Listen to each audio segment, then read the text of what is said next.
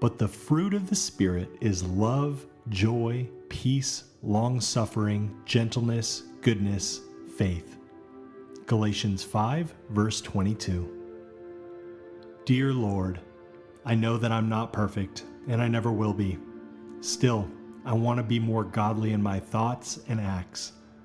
Please help me to live from the inside out so that I may live a more godly life. Thank you, Lord. In Jesus' name, amen.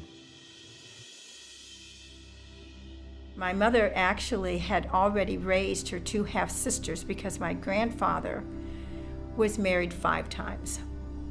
My mother was his daughter from his first marriage. Now think about, 5 wives. By the time that he married his 5th wife, had 2 children, those children were the same age as my sister and I. And I don't know if my father was worse than my dad or vice versa, but they were not good fathers and or good people because they really didn't take care of any of us. So my mother actually ended up taking those 2 children and raising them. So they basically felt more like sisters to me than being my aunts. So then, once again, moving forward, when my mother went back to my dad, I just, she wanted to bring the family together.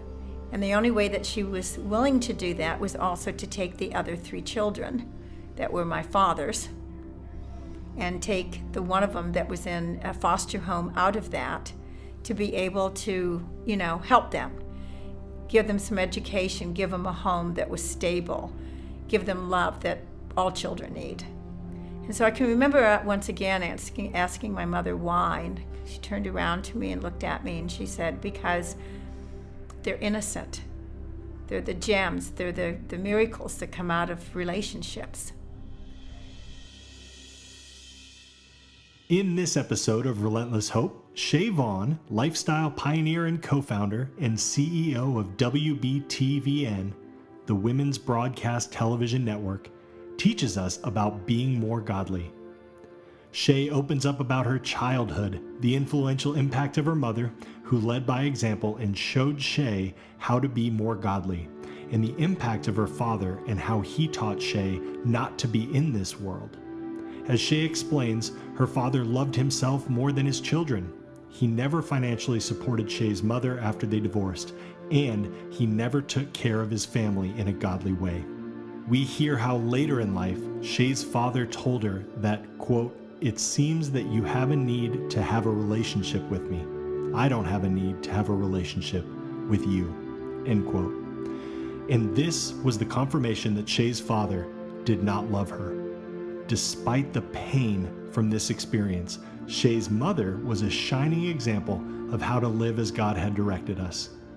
Shea teaches us the value of hard work and how things don't simply come to us, we have to work for them. As Shea explains, she learned this by watching her mother, who first worked as a cosmetologist before opening her own salon, which grew into 3 businesses, including launching a cosmetology school to train others.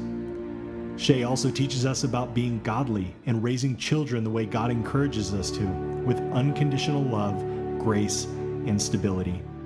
We hear how Shea's mother raised 8 children, 3 biological ones, including Shea, Shea's mother's 2 half-sisters, and 3 children from Shea's father, and his relationship with another woman. We learn that after Shea's parents remarried, Shea's mother said she'd only do this if they took in her father's children. As Shea explained, her mother did this to bring the family together because those children were innocent. They were gems, and the miracles that came out of his other relationship. And they weren't receiving the care and love they needed and deserved. As Shea explains, her mother gave her words and actions and showed Shea how to live, not just saying it to her. She did it all, supporting herself, starting her own businesses, and raising 8 kids because she cared enough to do it.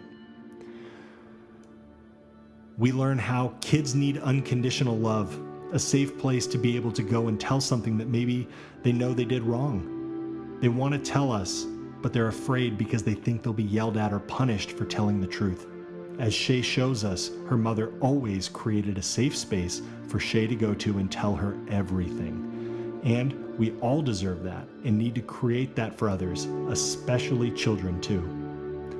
Shea also teaches us to listen to our children, sit and look at them in the eyes, to give them a hug, and to really listen to what they have to say. As Shea explains, kids are telling us everything that they're thinking and what they're doing if we give them the opportunities. And by giving them opportunities to connect with us, sometimes we can save their lives. Famous person's quote, takeaway for the day: "I'm not perfect, I'm never going to be. And that's the great thing about living the Christian life and trying to live by faith, is you're trying to get better every day. You're trying to improve." Tim Tebow.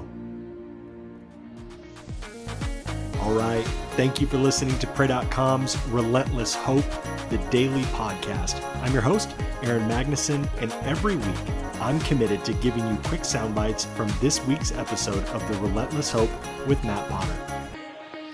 If you like this episode of Relentless Hope, be an inspiration to those around you by sharing this video with someone you love.